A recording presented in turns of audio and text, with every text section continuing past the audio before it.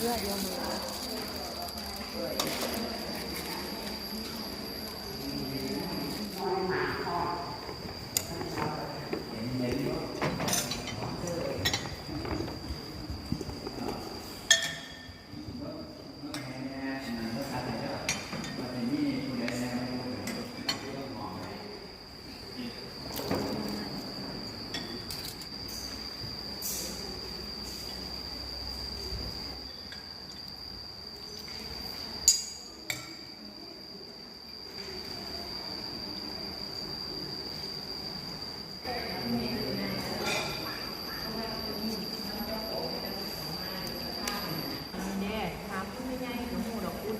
ดูได้สบายทั้งพวกนี้แล้วแม่เด้อบุกไปนี่เลือดสบายเลยบุกแบบแบ่งทั้งมันยังไงเป็นทับ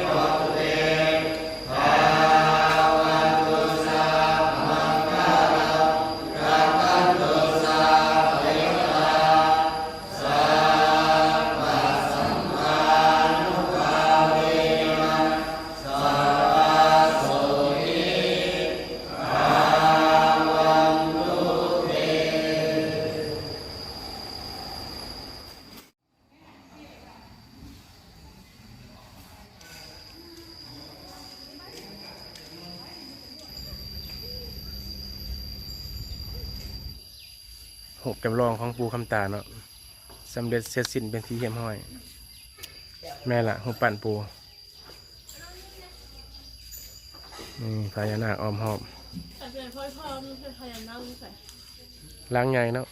ใส่เวลา3 คนว่ากำหนดอยู่6 ปีแต่ว่าตัวนี้มันผ่านมา3 ปีก็ได้ซ้ำนี่เห็ดงามๆ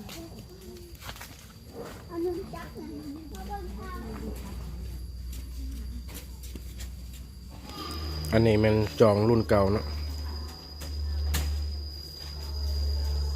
นักมาวัดเนาะกินบุฟเฟ่ต์นะ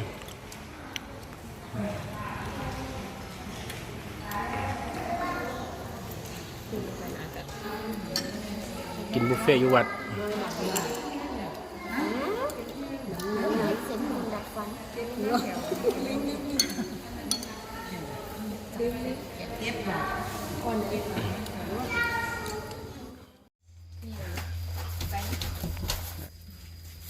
เอามานับเขียนข่าววัดซอยปูซื่นซอยปูซื่นซื้อกระเบื้อง การเงินเรื่อง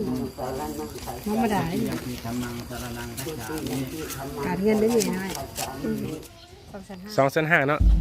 เงินของทานซีเมนมาจากบ้านห้วยหงส์โมทนาทานนำ250,000 เป็นราคาปรุงแสงทองครอบครัว